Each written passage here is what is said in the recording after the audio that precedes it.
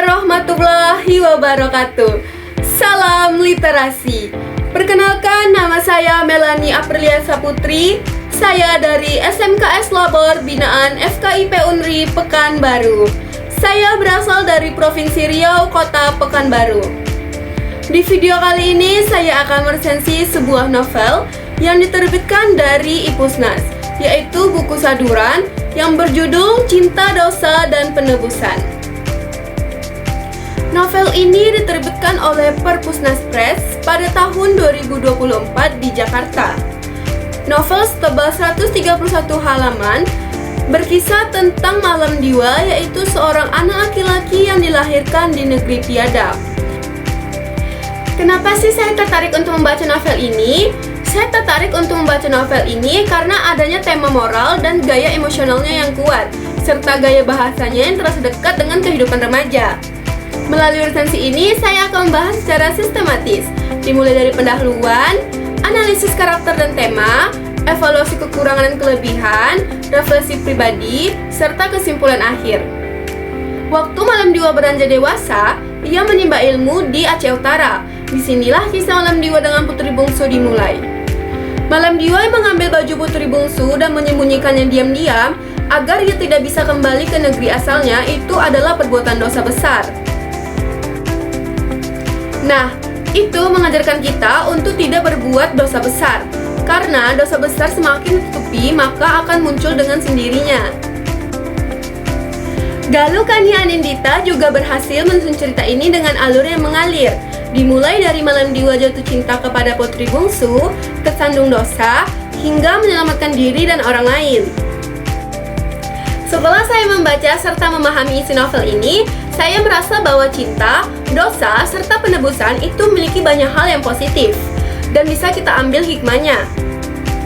Walaupun ada beberapa kekurangan di novel ini sehingga membuat alur ceritanya terasa kurang sempurna, namun ada kelebihannya juga.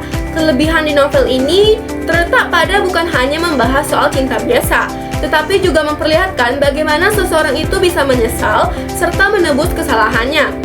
Menurut saya, novel ini sangat kuat untuk remaja zaman sekarang. Untuk kekurangan novel ini, menurut saya terletak pada alurnya yang terasa begitu cepat. Sehingga pada bagian akhirnya, saat konflik mulai terselesaikan, pada proses penebusan serta perubahan karakter utamanya itu kurang dijelaskan secara mendalam. Padahal bagi saya, justru bagian ini yang sangat penting untuk memberi kesan yang lebih kuat.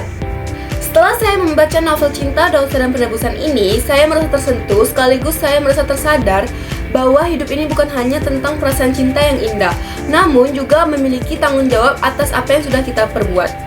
Tokoh Malam Diwa yang awalnya tampak tenang dan dewasa, justru malah menyimpan kesalahan besar di dalam hidupnya. Dari sinilah kita bisa mengambil nilai pelajaran dari novel ini, bahwa manusia itu tidak ada yang benar-benar sempurna. Yang terpenting itu bukan hanya mengakui kesalahan, tetapi kita juga harus tanggung jawab atas apa dampak yang sudah kita perbuat.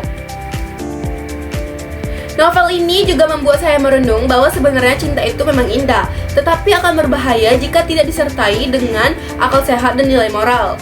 Nah, banyak remaja-remaja seperti saya ini mengira cinta itu segalanya. Padahal, cinta yang tidak sehat itu bisa membuat kita kehilangan diri kita sendiri.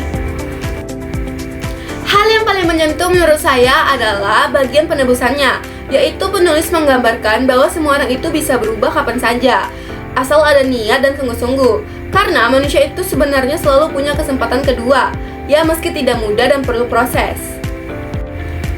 Secara keseluruhan, novel Cinta, Dosa, dan Penebusan ini adalah bacaan yang menyentuh, bermakna, dan juga menjadi cermin bagi kita semua untuk tidak takut mengakui kesalahan dan juga untuk memperbaikinya. Saya merekomendasikan buku saduran ini untuk dibaca oleh remaja lainnya. Saya sendiri rating buku ini 8/10 untuk karya ini. Terima kasih. Salam literasi.